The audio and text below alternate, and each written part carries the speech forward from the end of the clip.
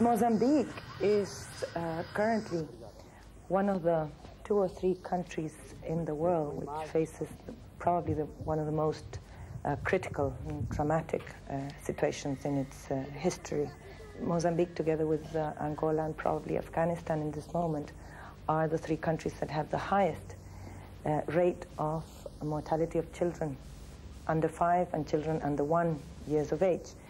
At present, calculations made by UNICEF put this figure in somewhere around 200 children dying every year out of 1,000 who are born every year. More and more, Mozambique is looking further afield for help in solving its problems. But the longer those problems continue, the more it suits the country's most powerful neighbour.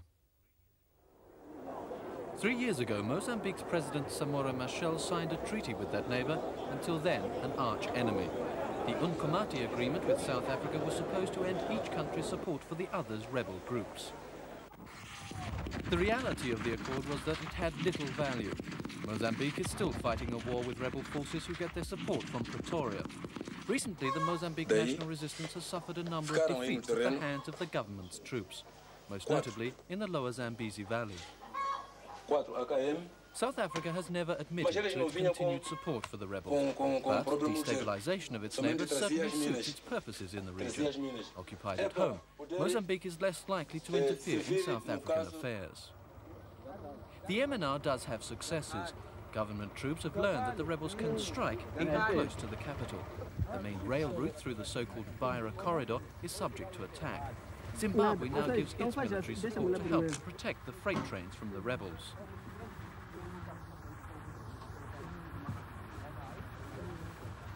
The civil war has caused widespread disruption. Agricultural production has dropped. The economy continues to suffer. Mozambicans have a new leader. Joaquim Chissano became president after Samora Machel died in a plane crash in October 1986. Chissano is less of a populist than his predecessor, but politically pragmatic. He's a Marxist who wants good relations with both East and West.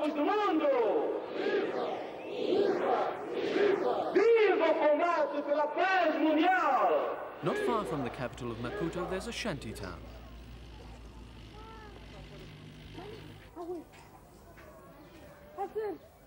Chissano and Machel before him have faced the problem of increasing poverty in Mozambique. The economy is in a disastrous state, partly because of the war and bureaucratic mismanagement, partly because there was no economic infrastructure when the country achieved independence from Portugal. The system was designed to feed a colonial ruler, not a domestic population.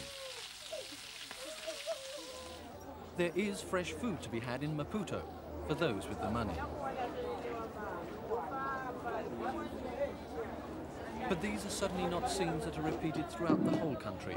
It's easy to forget that nearly a third of the country's population are in urgent need of food and medical assistance. Mozambique is a country where even the brightest song hides a discordant note.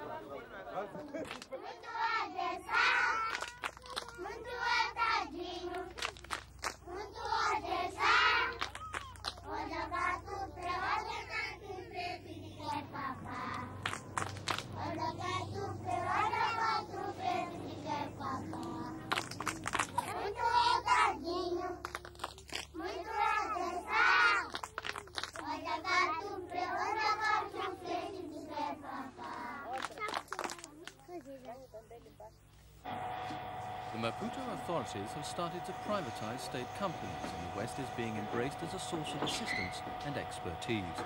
Chissano wants the country's overseas debts to be converted to long-term loans, helping the country to move beyond small-scale industrial developments. During the president's visit to Europe, Italy and Britain promised to increase their aid, but Chissano's continued support from the Eastern Bloc stops the United States from providing more help. Some members of the American Congress say it's the MNR who should be getting increased help from Washington.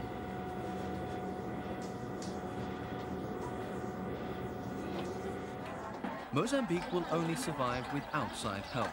President Chissano cherishes the country's political independence, but he may find donor nations demanding a price for their support.